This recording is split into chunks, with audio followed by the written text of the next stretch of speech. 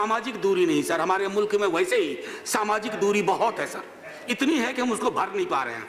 हम ये नहीं भूले कि सामाजिक दूरी के बाद एक जमात के ऊपर मुकदमा होने लगा और कई और जमातें जो नमस्ते में थी या सरकार टॉपल करने में थी, उन जमातों का जिक्र इस अफसाने में नहीं हुआ। ये चिंता का विषय है सर। डाउन हुआ। मैं माननीय मंत्री महोदय से जानना चाहूंगा, क्या यह व्यक्तिगत निर्णय था या सामूहिक निर्णय था? क्योंकि हमारे यहाँ कैबिनेट सिस्टम है।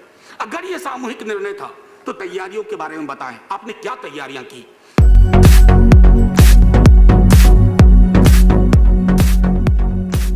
Manoj Kumar Jha, Lok Sabha, from Lok Sabha please. Mike please. जी शुक्रिया उपसभापति महोदय। हाँ। कभी कभी कोई नमस्ते आयोजन कितना भारी पड़ जाता है ये हमने हिंदुस्तान में देखा है बीते 3-4 महीनों में, तो आगे से बड़ी सावधानी बरतनी होगी। सर आप थे सदन में, एक दिन मैंने कहा था कि हम लोगों को दैहिक दूरी शब्द का इस्तेमाल करना चाहिए, सामाजिक दूरी नहीं सर, हमारे मुल्क में वैसे ही सामाजिक दूरी बहुत है सर, इतनी है कि हम उसको भर नहीं पा रहे हैं। हम ये नहीं भूले कि सामाजिक दूरी के बाद एक जमात के ऊपर मुकदमा होने लगा और कई और जमातें जो नमस्ते में थी या सरकार टॉपल करने में थी, उन जमातों का जिक्र इस अफसाने में नहीं हुआ। ये चिंता का विषय है सर। कोरोना संक्रमण मार्च के आखिरी हफ्ते के हालात हम सब वाकिफ हैं सर। लॉकडाउन हुआ। मैं माननीय मंत्री महोदय से जानना चाहूंगा, क्या यह व्यक्तिगत निर्णय था या सामूहिक निर्णय था? क्योंकि हमारे यहाँ कैबिनेट सिस्टम है। अगर यह सामूहिक निर्णय था तो तैयारियों के बारे में बताएं, आपने क्या तैयारियां की? क्योंकि वो जो अचानक का लॉकडाउन था सर, उच्च मध्यम वर्ग को तो अपने दायरे में लगा कि हम सब ठीक हैं, हमें अपनी चिंता होनी चाहिए। हम बाकी से भूल गए कि जिनकी चिंता होनी चाहिए थी वो हमारी चिंताओं से गायब हो गए। अभी मजदूरों का जिक्र हो रहा था जो अलग अलग राज्यों में अलग अलग राज्य से आके काम करते हैं सर। मेरा मानना है, अभी बीते दिनों सदन में कहा गया कि कोई आंकड़ा नहीं है सर।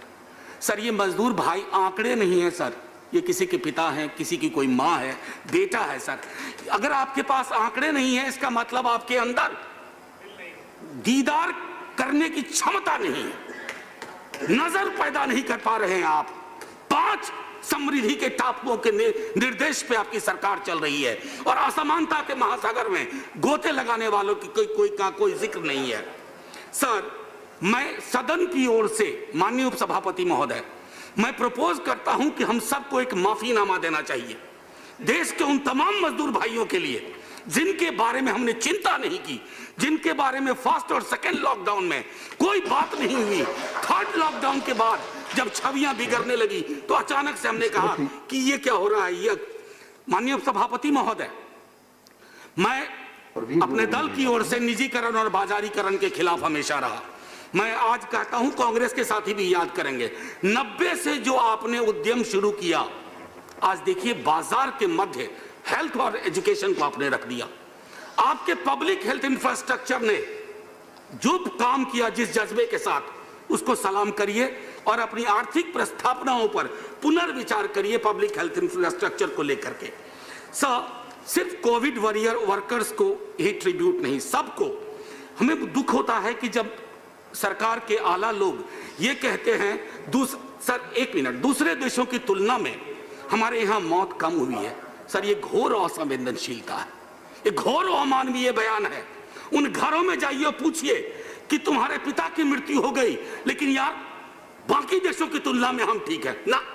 ये बयानबाजी बंद होनी चाहिए सर। इकोनॉमिक इंपैक्ट में मैं सरकार से आग्रह करूंगा, हाथ खोलिए 7,000-8,000 रुपया non income tax paying family को। और सर आखिरी टिप्पणी करके खत्म करूंगा, ऑडिट और पारदर्शिता से दूर पीएम केयर्स फंड का कई बार जिक्र हुआ है।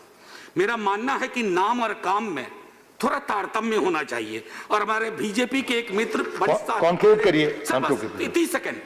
साथी कह रहे थे, सहकारी संघवाद के का बहुत अद्भुत उदाहरण उन्होंने दिया, महाराष्ट्र फोकस रह गए। मैं भी बिहार के बारे में बहुत चीज कह सकता था लेकिन ये राजनीति का विषय नहीं है। 1 सितंबर से आरटीपीसीआर किट महाराष्ट्र को सस्पेंडेड है, पीपीई, N95 मास्क, वेंटिलेटर। तो आपके सहकारी संघवाद के आइडिया को प्रणाम। धन्यवाद झा जी, धन्यवाद सर। जय हिंद तो बोलने दीजिए। सर बस जय हिंद बोल के खत्म प्लीज करूंगा। प्लीज सर जय हिंद बोलने से पहले असल में केंद्र और राज्य की सरकारों ने लॉकडाउन को दवाई मान लिया सर, वैक्सीन मान लिया। ये घोर अवैज्ञानिक सोच थी। अब बोल रहा हूं सर जय हिंद। धन्यवाद।